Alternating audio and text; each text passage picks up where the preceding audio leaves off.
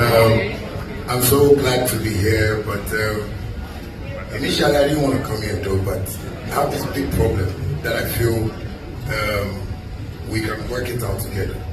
You know, I've been watching your campaigns, you know, and you talking about creating jobs, and I can see your slogan that says, to lead is to solve, you know, and I'm actually here to just tell you about this whole great people that we have here. Maybe we might be in this room like this, but the people that made us who we are not in this room. And those are the fans. Your Excellency, I have been on the streets as a ghetto boy. And from the ghetto, now these are on this motherfucker. So, but most of the times when I'm on the streets, I see these boys at the traffic lights. You know, some of them, you go to the zoo, you know, all of them. And I sometimes wonder if a government wants to come into power, like if you want to be my president, I want to understand how well you communicate to these people on the streets. Because these are the fans that, you know, support all of us here. But sometimes when I watch them, I feel like, what is government putting in place for people like this? Because, you know, when they hear, we have the mining sector, you know, creating jobs we have the agriculture sector. These boys on the streets even find it difficult to be in that kind of uniform, to even go and apply for a job. These are boys that don't have any hope. So sometimes we the celebrities suffer. I know some people bear with me, Kuami Eugene here, you know, Vicker here, you know, you go out and hear them, boss, Gemma, something small. And that is why sometimes people like us want to share what we have with them. So I want to know what you have for our fans out there. And that's the street. And Your Excellency, I'll please plead with you that, you see, when you want to, you know, respond to what I'm saying, for today, and there's people out there on the streets, just say it in pidgin small for me.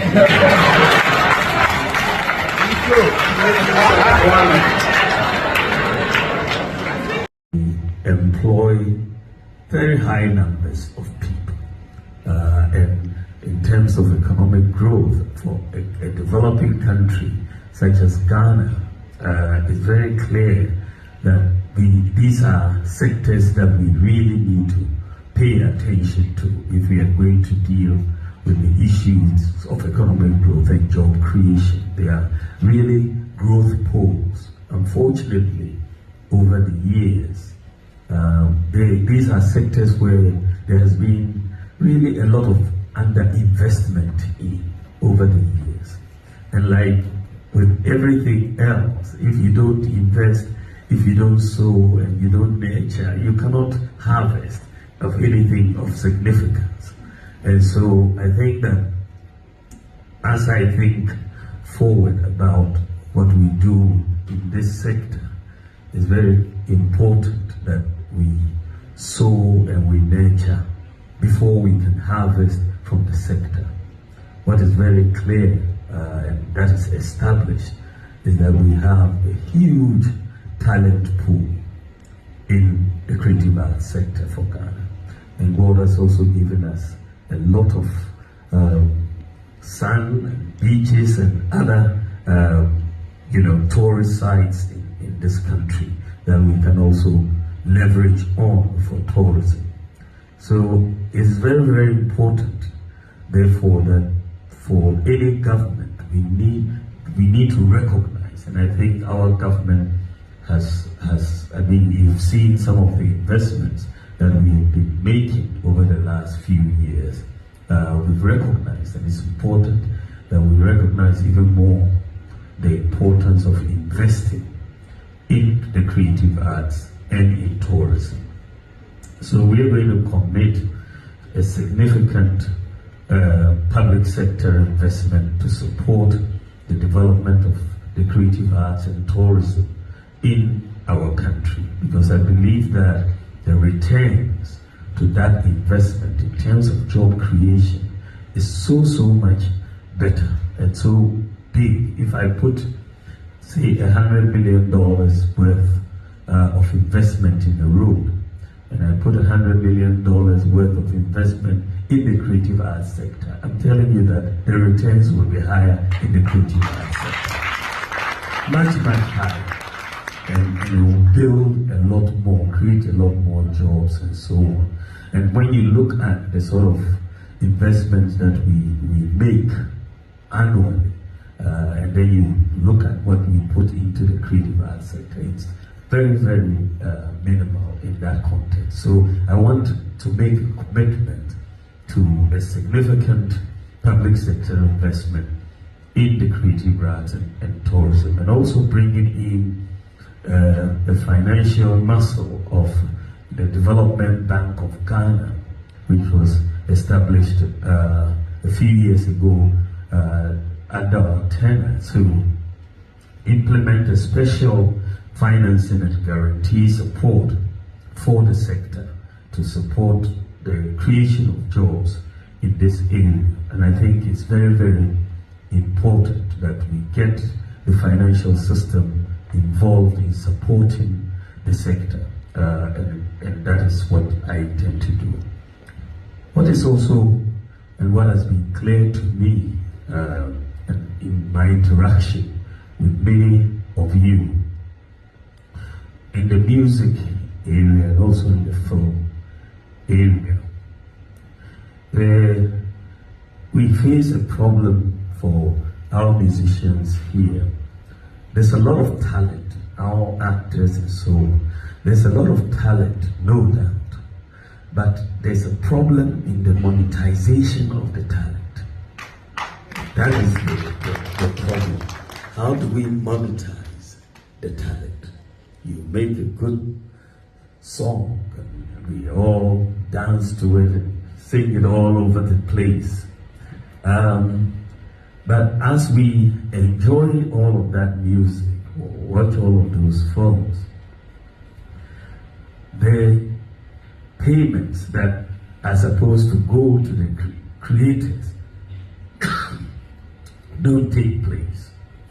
And so, whilst on the one hand, we are in the public are enjoying all of this creativity, the musicians and the actors are not getting paid. And so their talent is not getting monetized. And so you can see that we could play your song and then keep playing it across the radios and all of that. But then you end up poor, nonetheless, in your old age.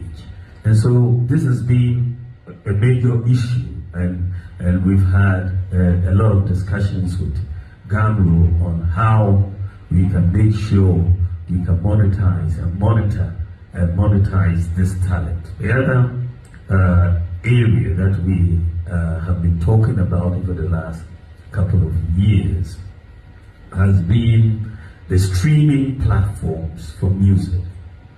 If you look at it, and I know all the musicians here know this, we don't own a streaming platform locally for music. So all the streaming platforms like Spotify and so on are all externally owned.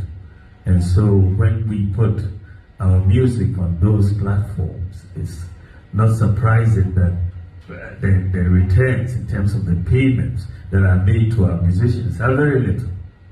Very little. And there are not much to write home about in general.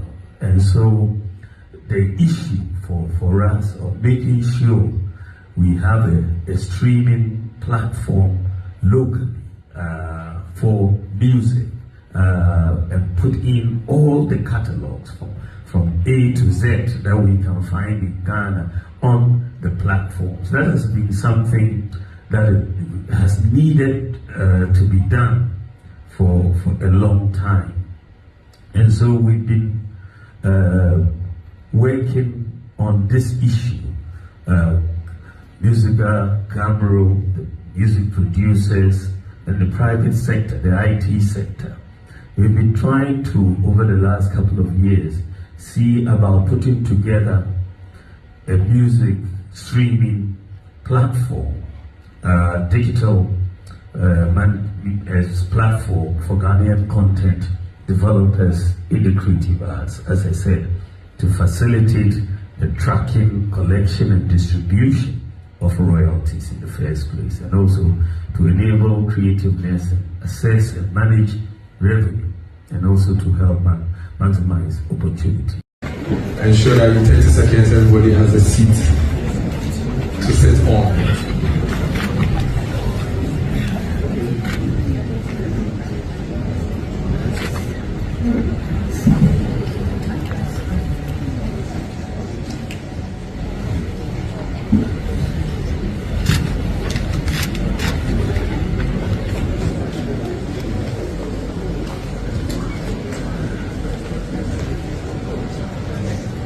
Whether I should put Jenna 30 in the stand-up comedy or should put you, I don't know. But we have the stand-up comedians here. Please let's acknowledge them as well.